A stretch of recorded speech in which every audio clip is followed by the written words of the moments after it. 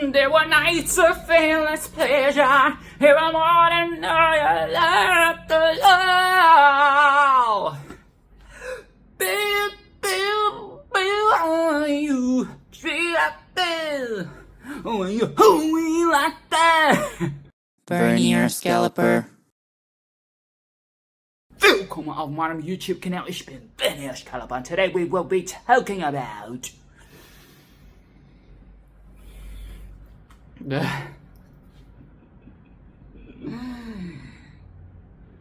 when Marnie was here, or there, or wherever the fuck she was. Okay. Guys.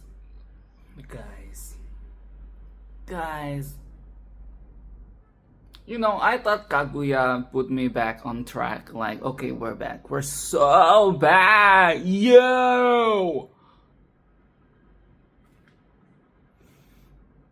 I'm just going to be honest, okay? I want to be transparent. I know this is not the best business strategy to reveal my emotions at the very start of the video, risking you to click away, but let's be fucking for real. A lot of you might just click away at the sight of my face, so I'm not really concerned about that. But I'm not really a fan of this film. I'm not a fan of this film.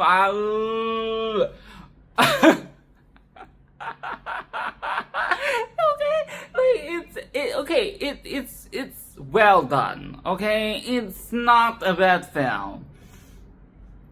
It's just it's another very conflicting film. Let's just put it that way. It is like what was that one? Wind Rises. It's like the Wind Rises, you know. It has the same. I'm conflicted. So let's get this out of the way. What is it with Ghibli? What is it with Ghibli and having, what is the obsession with source material where protagonist is a child that is going to the countryside, a sick child, going to the countryside to, what is the word, heal, to get better, you know, because of some illness, and they need the fresh air, they need like the nature, the ions. What is it with that? Because this is giving Ariete all over again. Okay, we're going to the countryside. Oh, but this is very different tone. Okay, the boy in Ariete is, I wouldn't say he likes his life. Okay, he is kind of depressed. He's always reading his book and stuff like that. Oh, but this film, Anna is, she's a very different level. And okay, let me just preface this, okay? I'm going to be joking, I'm going to be, talking some shit. I'm going to be a bit facetious. That's the word. Facetious. I'm going to be a bit unserious here, so please do not take it, please do not try to read it into, judge me as a person based on the jokes that I'm about to make. But, bruh, she's a wet blanket. She is a wet blanket. It is so. Sourpuss, does that also have the same meaning? Oh my god, she is so sad. She is very much, I'm a sad girl, I'm a bad girl. She's very Lana coded. Okay, I'm just being stupid. Okay, she's not Lana coded. I would say her representation of depression is very I think it's very sincere. I think it's very accurate. Okay? It is you know what I'm saying? She's blaming herself. Throughout the entire film, she's blaming herself. She does not like her life. Okay, everything that goes wrong, she blames herself. She does not blame the parents. Okay, it always just comes back to her. I'm the problem. Why must I be sick? Why must I have asthma? Okay, like why must I have? Were inhalers not the thing back then? Like what the hell is going on? That is just one thing. Medical people, okay, medical people, the doctors. Like what was this? What is the history of asthma? When were the inhalers a thing? Because do we really need to go to the countryside? I mean, it could be really bad, okay? It could be really bad. It might be something worse, okay? The original source material is pretty old. So, I guess maybe inhalers really weren't a thing back then. Probably not. So, yeah, this is very self-loathing. A lot of self-loathing, a lot of self-pitying. At the start, I was a bit iffy because it felt a bit like teenage angst. Okay, like, oh, it's so much self-pity. But the thing is, I am still conflicted because I wish that they showed some more humanity in her, okay? Like, I get it, she's supposed to be a depressed character. And sometimes, or rather a lot of times in real life, that's just how it feels, you know? There is no positivity at all, but it would be nice. You know, it would be nice to have, well, I guess Marnie is the nice positive moment about this whole thing. And I have a lot to say about Marnie. Or rather, Marnie, if you know what I mean. Not the actual Marnie, but the Marnie. So, okay, like in this setting, this is the entry exam once again. We're back. We're back at the exam hall. This is the empathy exam, okay? And I have to pass. I really have to pass, and I really have to work very hard because she's not likable at all. I do not really want to root for her, but because she's sick. She's sick, girl. Okay, she's sick, girl, and she's sad, girl. I'm so sorry. Okay, shout out to all the people. Shout out to all the people who are like clinically depressed. It's very hard, and I wish you the best. And it's just, I know how serious it is, and I'm just joking about the character. It really is not, okay? Please, once again, don't try to say like this is how you view people with depression. Okay, so let's get into this fucking story, okay? Now, depression and asthma aside, this film is already giving introvert's nightmare. Okay, this is introvert's nightmare. Every situation is just, she's getting thrown into a room filled with like people, or she's thrown into strangers that she's never seen before, and now she has to be vulnerable. Now she has to be like this child. And like every situation is just a nightmare situation for an introvert. And I can relate, okay? Especially as a kid. She's like 12 here, okay? She's 12, the very vulnerable age of 12. Like just teetering on preteen, teen, all the hormones, all the, oh god. Anxiety. We have depression, we have the asthma, we have all these things. Oh, it is like a cocktail of disaster, okay? A cocktail of self-doubt, self-loathing. Well, okay, the one thing that I do appreciate is that she's not a nihilist. Okay, she's not a nihilist. I feel if she were a nihilist, it would kind of bog down the entire vibe, because it is already very much, it is already very doom and gloom, dread. So it is good that she's not nihilistic. I feel like if they were to write her character, like in the original book, were to write her as a nihilist, I think it would be too much. It would be too much. It might be a bit like caricature as well, at that point. So I think that this is okay. It's a nightmare. But when she called that girl a fat pig, bruh, that fatphobic comment came out of no fucking way. Bruh.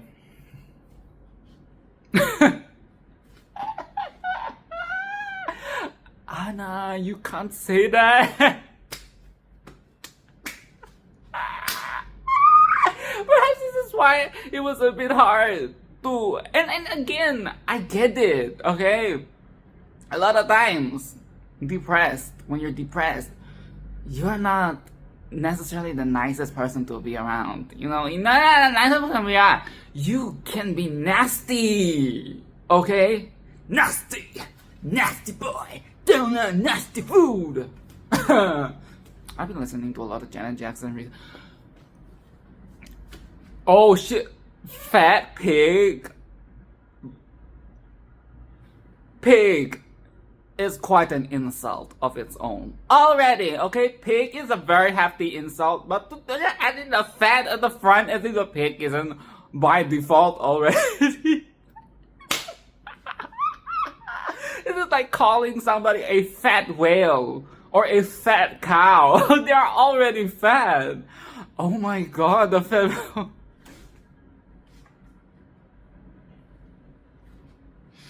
And the other girl was so taken aback. All three of them were so taken. I understand. The thing with the fat girl is that she's actually kind of nice, you know, like neutral at least. The other girls are kind of like catty and mean, and you know, we get the sick girls, and we got the mean girls. Now we got a fat girl, but the fat girl was kind of nice. She was a bit, you know, nosy, but that is just, it's not really nosy, right? It's more like chatty, and she just wants to know more. And Anna's playing this whole like mysterious game, you know, she's like, she's very like Bella Swan in this situation. She does not want to divulge any information, everything is very vague. And asking where she came from and all these like questions, and she's trying to hide. Like, I get it. You want to hide that you have this sickness and you fear that you're dying and you're a burden, blah, blah, blah, blah, blah. But, you know, like some basic survival skills of having to converse with people as an introvert, just lie or throw inside. I lie a lot when I have to deal with these people as an introvert. You know, lie. Just lie. Tell the lies. Or give something else that is less interesting. That make yourself seem very boring, you know. I guess that is like a white lie. Make yourself seem very boring. Or just yap about stupid things that, you know, like just... Don't just shut down and close up and you're just gonna make them pry more. You know what I'm saying? Like, this is not very strategic on Anna's part. It's a bit she needs some lessons, okay? She needs some lessons. But yes, that is, you can't say that, Anna. That is not okay. And she regrets immediately. Like, who does she think she is? Does she think she's like some mysterious, like Jean Grey or something? You know, like, you stupid pig. Or Carrie. You know, like one of those, emotionless female characters that they go crazy in the moment when somebody triggers them and like pokes at their, you know, ruffles their feathers. Girl. You're not. That is that edgy part of it all, right? You know, like suddenly you lash out, you fat pig, and you regret, like you snap back, almost like she was possessed by a demon in that moment. The demon told her to call the cops. I'm sorry. That was very comedic for me. It was unintentionally humorous. I cannot stop thinking about it. Like Anna, this innocent girl, she's just trying to get through the world, and she snaps and goes all fatphobic on this.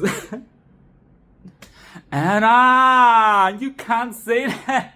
And then she runs off. Very dramatic. Very dramatic. She runs off. You know, Anna runs off. And it's like, oh, you're the victim. Nasty person. But it does not really mean that she's a nasty person in heart. It's just the consequence, okay? The circumstances that make her go fatphobia. Okay, so we have to talk about Marnie, because who the fuck is Marnie? I guess that is the whole heart of this film, right? Who the fuck is Marnie? This mysterious blonde girl. This white girl. This Caucasian. Homo. Like, who the fuck is this? Okay, so we had some flashback to Anna's chaotic childhood, and she's crying, and she's holding this doll that is like Marnie. So I was thinking, oh, so is Marnie supposed to be like Barney? You know, like an imaginary friend, like a, what do you call it, coping mechanism? Okay, that was what I was starting to think. Okay, coping mechanism, because it links back to, you know, like depression and sadness and, you know, coping mechanism. Friend, she does not have friends. She does not have friends. So the imaginary friend aspect is very plausible, right? So I like the whole idea of the tides going down and going up. So she's trying to get to this mysterious house, and that's where Marnie lives. And okay, so Marnie lives in the mysterious house that you have to get across, but you can't go with that. And she learns that in a hard way, because she goes across and she fucking falls asleep. Okay, Anna is always losing me with her bullshit, because what do you mean you go to a wild place? Okay, this is like wild, like wilderness, foreign, difficult to access, okay, not a very accessible area, and you fall asleep. I thought you had asthma. What is what is that condition called where the person falls asleep very easily? Oh, I will put it here. Okay, don't you have asthma? Like, I don't remember that being one of the symptoms of asthma. Like, why are you falling asleep? Oh my god. And she learns it the hard way, because when she falls asleep, she wakes up and she's just, oh, I can't go back because the water has risen. The water has risen, but thank God we have this other introvert, okay, the introvert man on the boat, who happened to be doing his rounds, so he brings her back, okay? So the relationship dynamic of Marnie and Anna is very tied to this whole, like, they only meet at night because of the tide. And the tide needs to go down so that, you know, you go there. It's like a getaway. It's like the secret, like, ooh. It is the coping mechanism, okay? It is the fantasy. Because at this point, I'm starting to think, is this one of those surrealist dreams? Please don't tell me it's one of those surrealist dreams that is not what it seems, and it is not real. Marnie is not real. You need to make real friends, Anna. You need to make real friends. Marnie is not real. Marnie is not. And one of the dates they had like this, Marnie suggests that they have a little picnic. And she brings cookies and juice. Cookies and juice?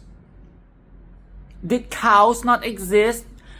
Where's the milk? Why are we eating cookies with juice?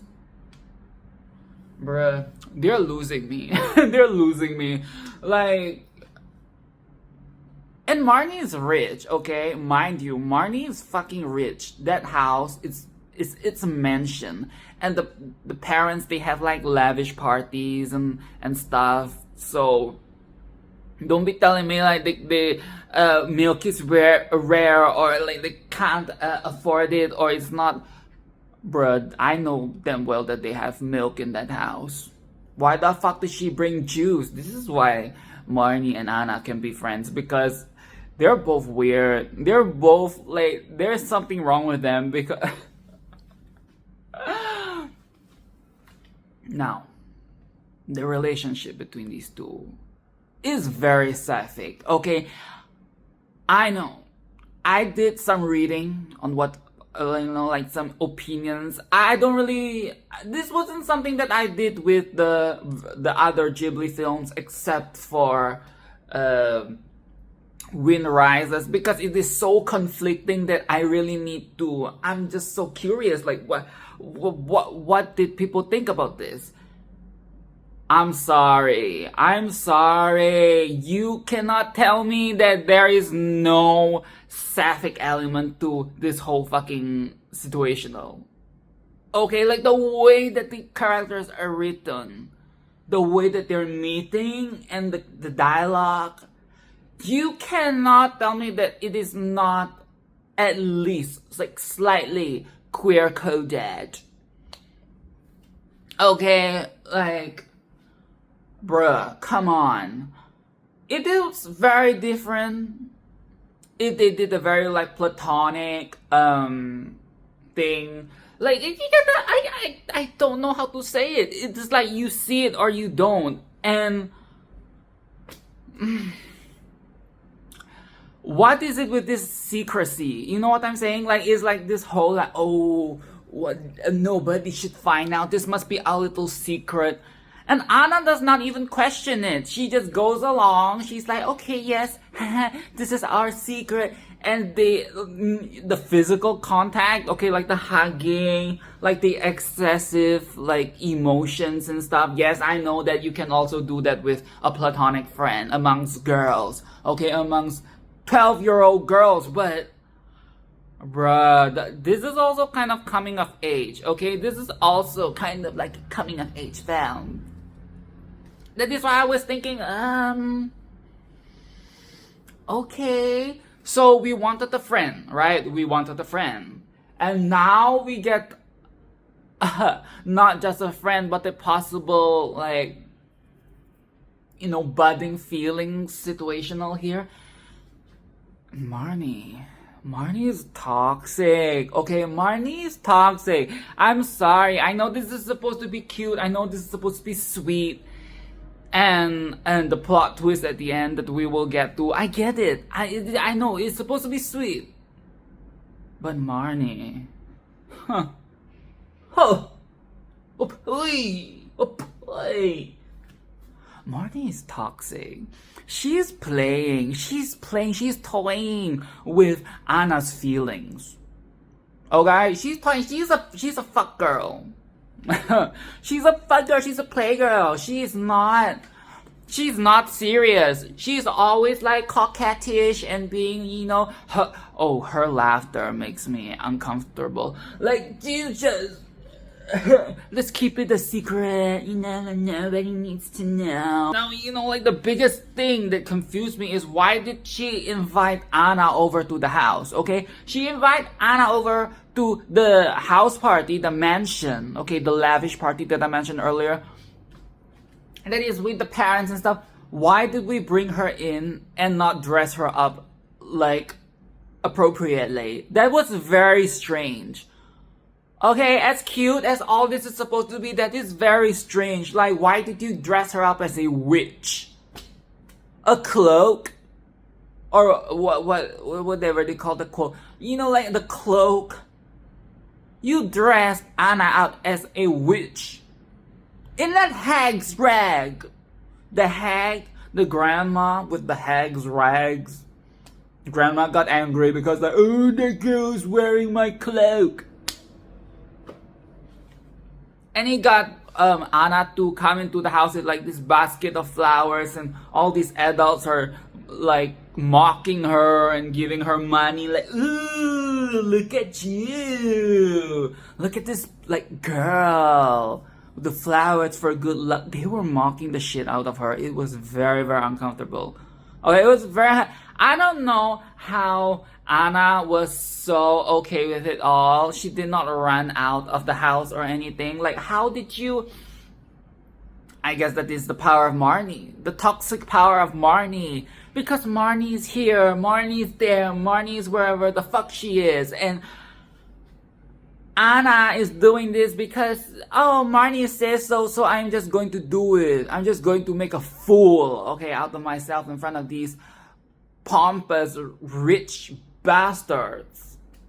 They're playing in her face, okay? And the dad, okay, dad of the Marnie gave wine. This is just so confusing. Gave wine to the child, to Anna, and Anna runs out because she got drunk, she got tipsy. And guess what? What is his name? Let me just get it right. Oh, God. Mizuhako. Kazuhiko. Mizuhako. Kazuhiko! Guess what? Marnie was dancing with another man. She was dancing with another man. Bruh, I was so betrayed on behalf of Anna. I'm like, what do you mean you were dancing? She looked betrayed as well. She was like, who was that guy? Oh, you cannot tell me that there are no Sapphic elements here. You cannot tell me that there are no Sapphic elements here. Because why is she getting jealous that the friend is dancing with a man, with a boy? And again, I know you can view it in like a heteronormative way, but bruh, who are we kidding? And she tells her that, oh, that is like my childhood friend or something like that. Or that is just a guy. I don't remember. The guy is so... Who the fuck cares about the guy? And then she tries to play it up and say, you know what? It's okay. Let's dance now. Okay, now she offers to dance with Anna outside of the house because it is less shameful, you know?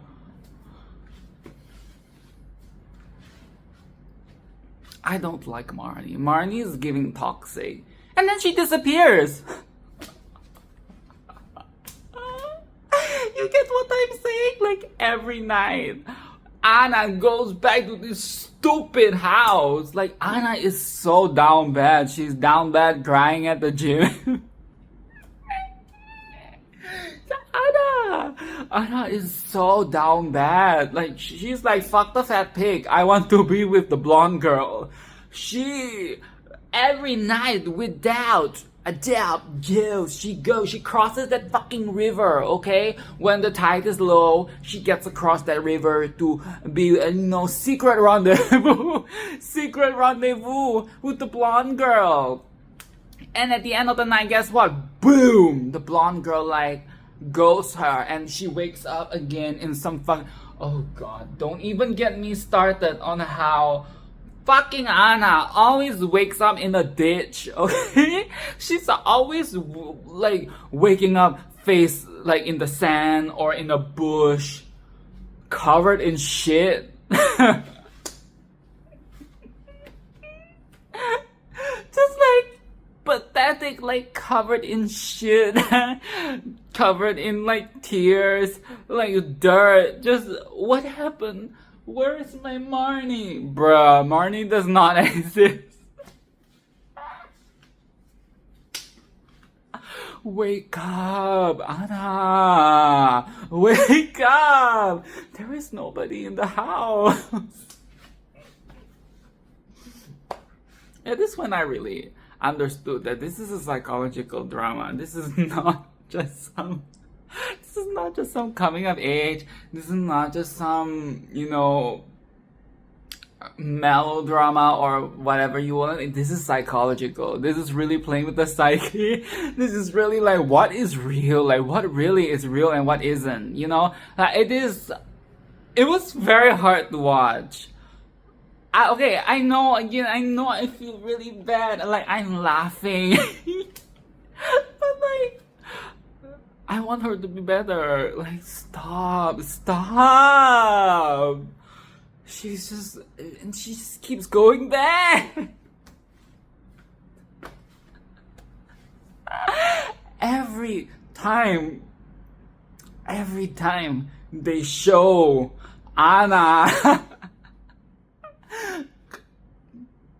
every single time that they show Anna crawling back to that fucking river, I just look at my screen. Okay, I watch it on my I can't even speak properly. I watch this shit on my iPad. Every single goddamn time she goes back to that river, I just go, oh, there she goes again. It really is like a vice, right? At this point, it is a vice. It is as good as a drug, you know? This is her antidepressant.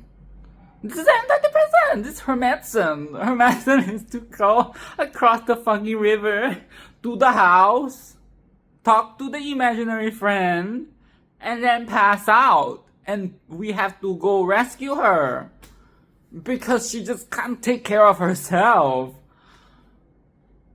Bruh.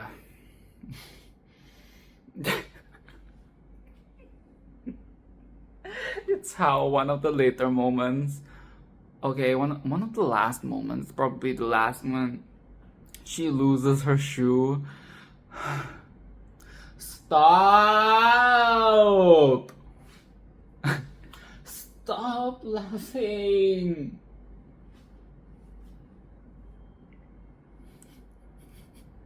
She loses her shoe.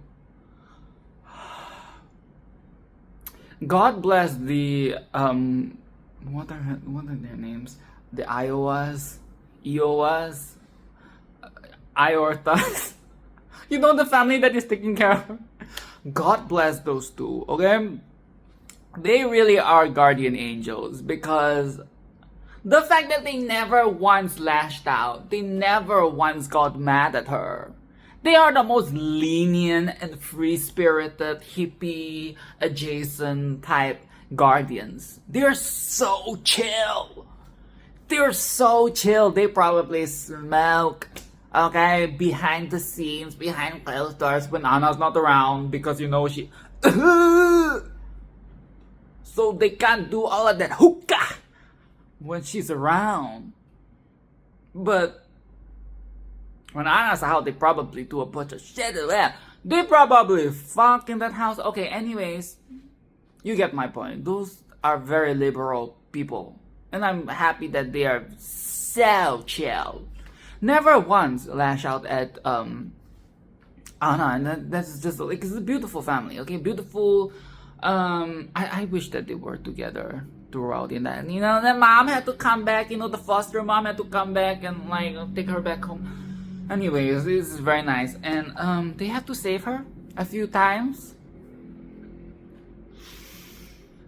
I would have lashed out at some point. I would, okay, maybe lash out is a bit dramatic, you know. I would have like lightly, gentle parent like Anna. Just saying. Just saying. I know you're growing up, you're going through a lot of changes, but we're going to have to slow it down.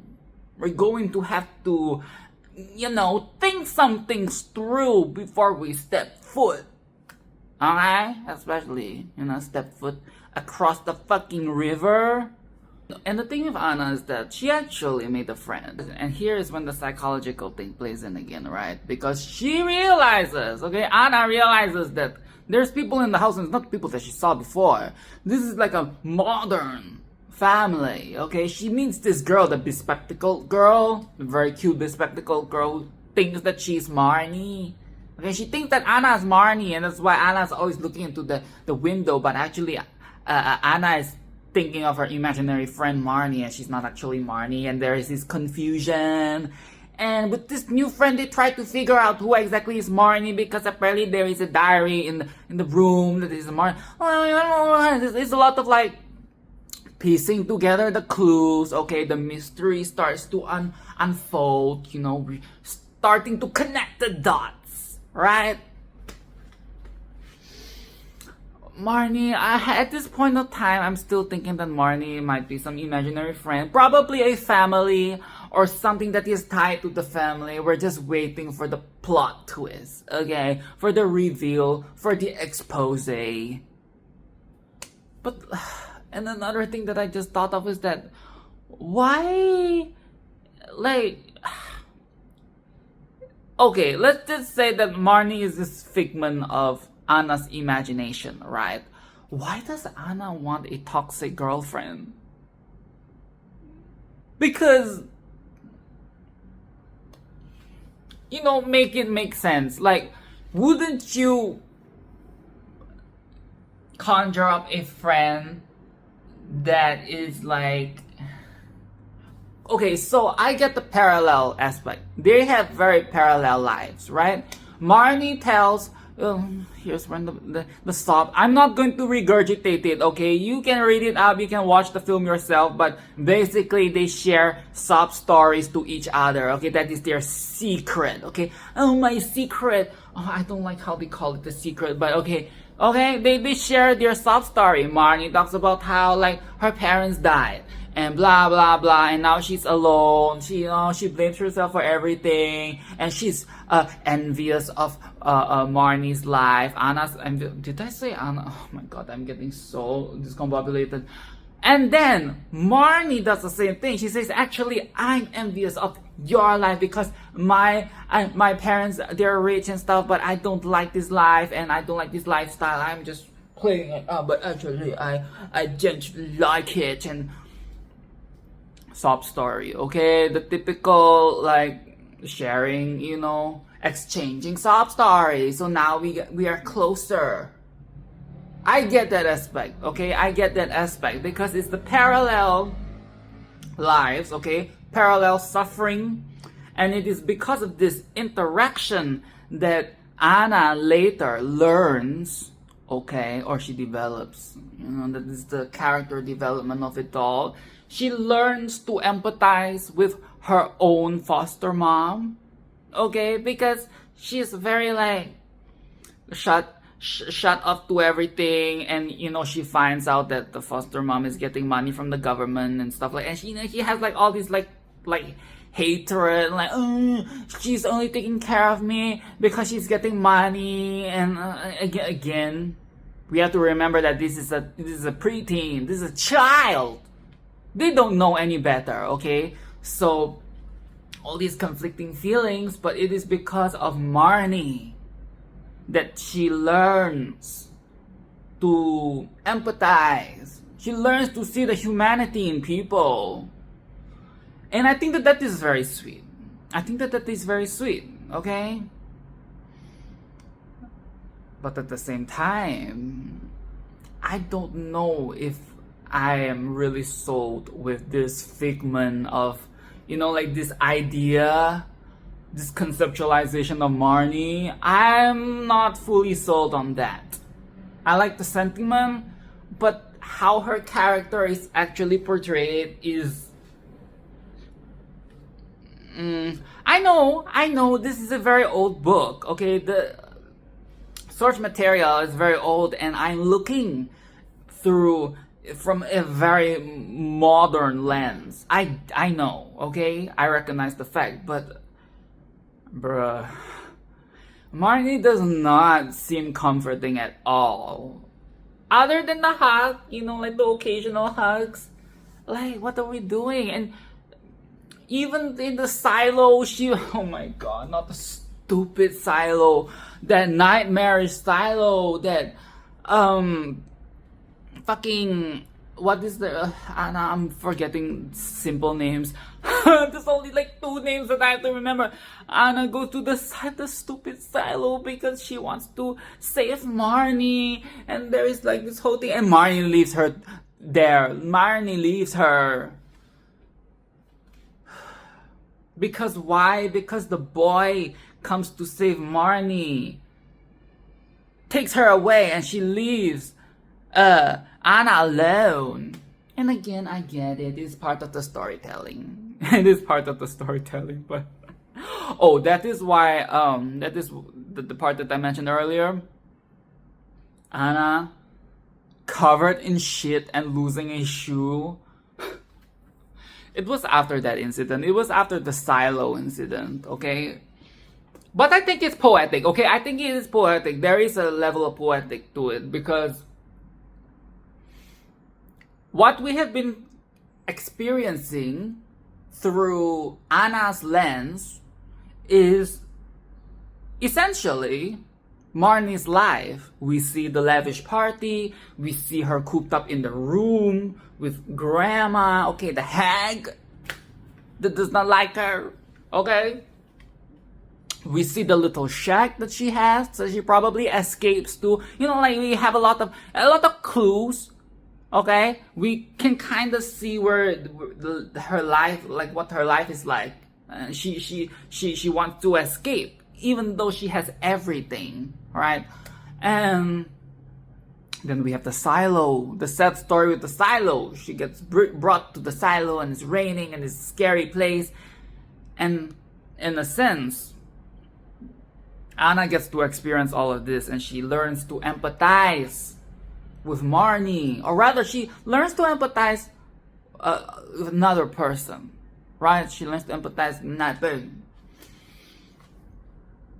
Now that she has this ability, she can exercise it on, her foster mom and everybody else in her life and just be a bit more open to people. Because I think that that is a good lesson for people, is that empathy is not just something you do to like, oh, you feel sorry. I guess that is more like sympathy, right? Empathy is you try to understand somebody, is a bit deeper. And I think that when you understand people, that is when you give people more like benefit of the doubt, okay? You give people grace, okay? And it's easier to be affectionate. It's easier to be open to, because you're already like, empathy. So empathy, I guess empathy is one of the things we can take away from this film. So,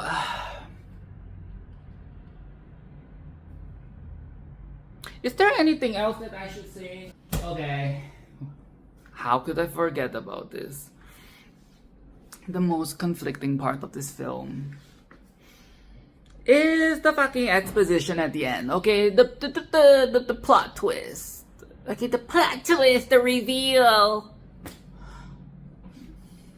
As much as I think it's interesting, okay? Like, ooh, so Marnie is the grandma and she has ties to this place and like, oh, like it's like,